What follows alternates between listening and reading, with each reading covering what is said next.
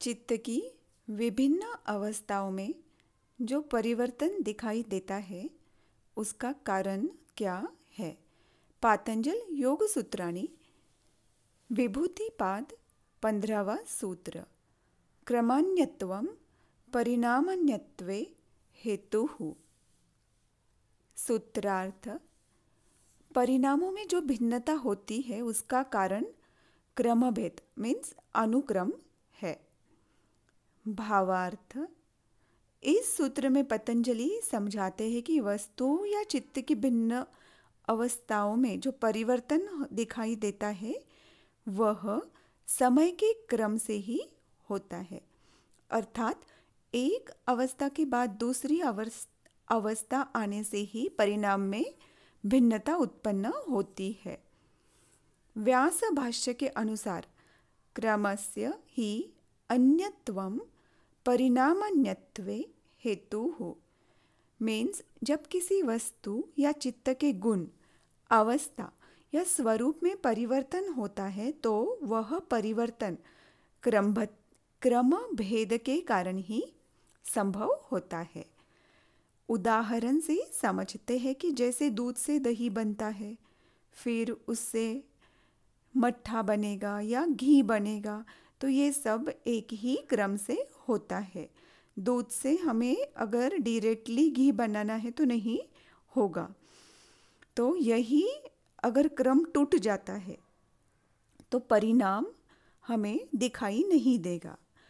हर वस्तु, विचार या अनुभव में जो भी परिवर्तन होता है वह एक निश्चित अनुक्रम से ही गुजरता है। यदि यह क्रम न हो तो परिवर्तन भी अनुभव न हो सके। तो इस प्रकार समय और क्रम ही परिणाम की भिन्नता का कारण है।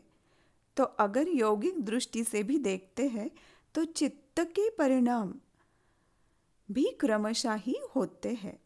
जैसे धीरे धीरे जब हम साधना शुरू करते हैं और साधना हमारी बढ़ते जाती है, पहले बहुत ज़्यादा विचार आते हैं, ध्यान में बिल्कुल मन लगता नहीं है, बट धीरे धीरे जैसे हमें स्थिति मिलती जाती है तो इनिशियल जो स्थिति है उसे पतंजलि निरोध परिणाम कहते हैं, जिसमें चित्त की वृत्तियाँ शांत होने लगती है, जो विचारों की गति है वो धीरे धीरे थमने लगती है, कम होने लगती है।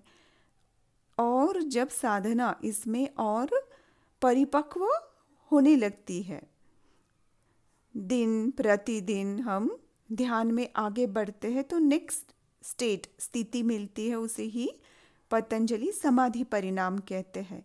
तो अभी धीरे धीरे साधना की वजह से चित्त को भी विचारों को देखना आ जाता है। विचार आते हैं, हम साक्षी भाव से देखते हैं, विचारों की गति भी कम हो जाती है।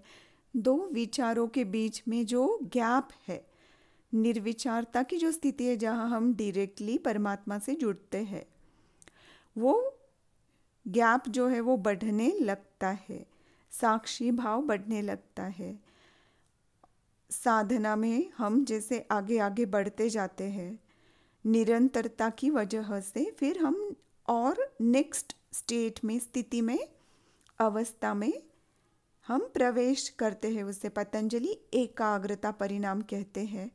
तो बैठने की वजह से हम बैठक बन जाती है, विचारों को डेली ध्यान में देखना हम सीख जाते हैं, फिर रिस्पॉन्ड भी नहीं करते हैं, रिएक्ट भी नहीं करते हैं, क्योंकि अनुभव होने लगता है कि जो शांति है, समाधान है, वो जब विचार नहीं है तब है। तो धीरे धीरे वो स्थिति हमें प्राप्त होती है।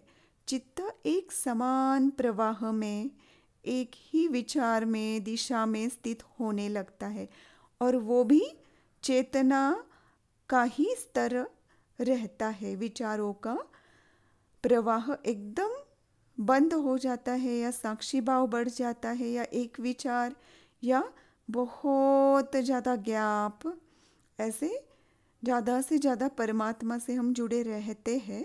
तो ये जो परिणाम है, ये क्रमशः ही घटित होते हैं। एक के बाद दूसरा परिणाम तभी आता है जब पहला परिपक्व हो जाता है। इसलिए पतंजलि कहते हैं कि क्रम का अन्यत्व ही परिणाम के अन्यत्व का कारण है।